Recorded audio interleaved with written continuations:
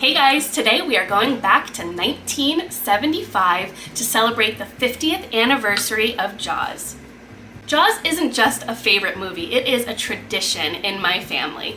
Growing up in New England, we went to a little beach town every summer, we still do, very similar to Amity. And it is a tradition for us to all watch it together, whether at the beach house that we rent or the night before we leave. So in honor of this iconic movie, we are going to make a themed movie menu. So we will be making Seaweed Slaw, Chief Brody's crab cakes, shark bait sliders, shark Attack Sundaes, and for our drinks, the Amity Beach and Narragansett Beer, just like Quint. So let's go get started.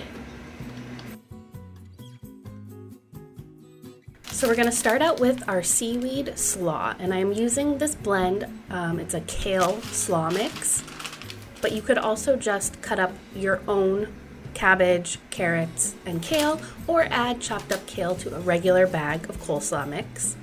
And here I'm just picking out any of the big chunks of kale stems or things like that. And to the bowl, I'm going to add in 1 cup of mayonnaise.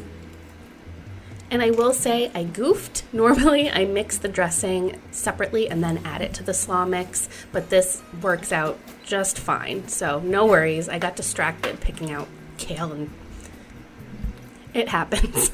So then I'm adding in 6 tablespoons of vinegar.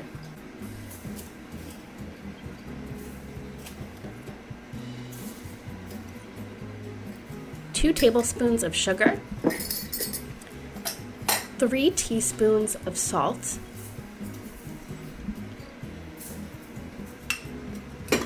and 1 teaspoon of black pepper.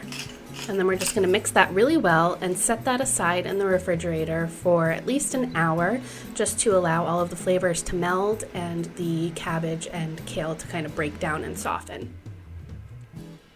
But see, I love using the kale because now it looks like seaweed, so it's perfect for this theme. So now let's move on to Chief Brody's crab cakes. So I'm just showing you here, I got this can of the white claw crab meat, which is not fancy. It's nothing like the big jumbo lump crab meat, but I know crab meat can be expensive. So when you're making these crab cakes, you can really just get the cheap can. No need to shell out $30, but I do understand that the lump crab meat, if you can afford it and get it, definitely makes these better. So I'm cutting the recipe in half, but I have a pound of crab meat, and then I'm going to add in 1/4 cup of mayo, 2 teaspoons of Dijon mustard, 2 teaspoons of Old Bay seasoning, a teaspoon of lemon juice, a teaspoon of Worcestershire sauce, and salt and pepper. And then I'm also adding in an egg and 1.5 cups of crushed Ritz crackers, or any kind of buttery round cracker. And then I'm also going to add in 1 tablespoon of chopped fresh parsley for some color and freshness. Then we just want to mix that all together.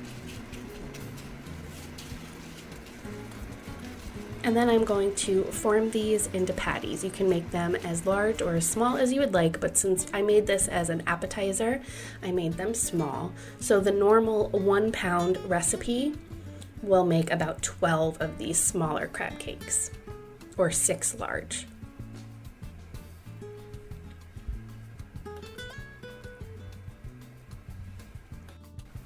So then I have my skillet over medium heat with some oil and butter melted together.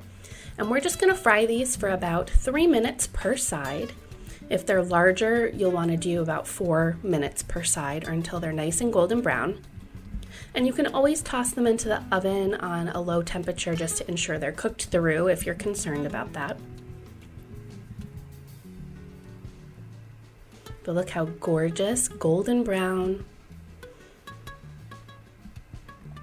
This is my go-to crab cake recipe that I always make. I actually have a whole video on it. I've made them on this channel before, so to some of you it may look familiar.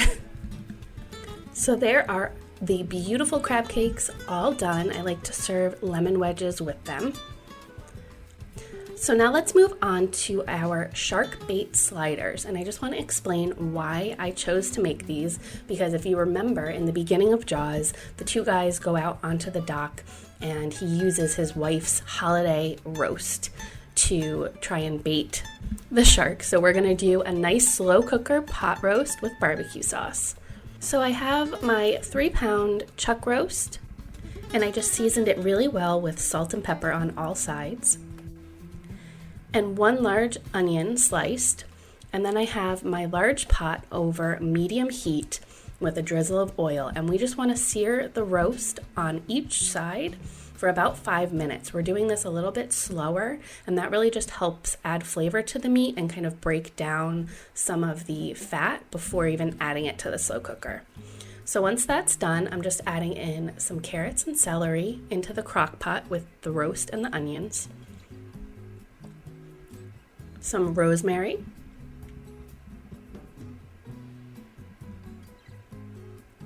sage, and thyme,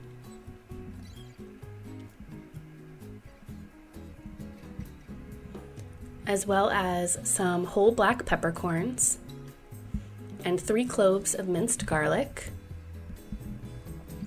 and then 3 cups of beef stock.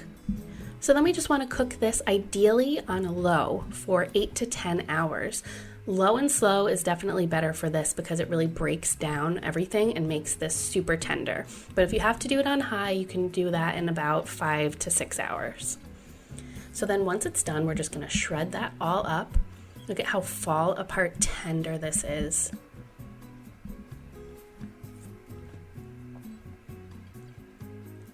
And then I'm going to mix in some barbecue sauce just to give this more of a summer flavor, but you can of course use gravy if you prefer.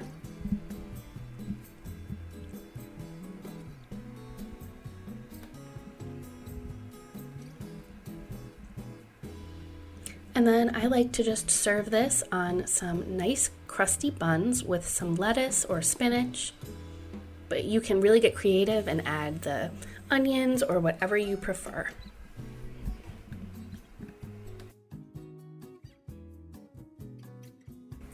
So now let's move on to our Shark Attack Sundae. So we're going to make the berry sauce for the top. I have 1 cup of frozen blueberries. You could use frozen mixed berries. If you can get something with strawberries, that's even better to make it a little more red, along with a 1/4 cup of sugar. And to achieve more of a bloody red color, I'm adding in some maraschino cherries and juice.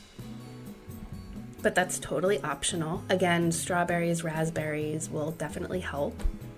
And we just want to cook this, stirring occasionally until it comes to a boil and thickens slightly for about 5 to 10 minutes. And then we just want to set that aside to cool.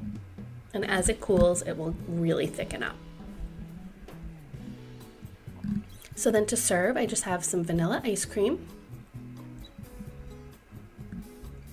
And then we're gonna get a little gory here and we are gonna splatter this berry sauce all over the ice cream so it looks like a big bloody mess. Isn't that so appetizing? But it tastes delicious, I promise. And then we're also going to add some crumbled graham crackers to kind of resemble the sand.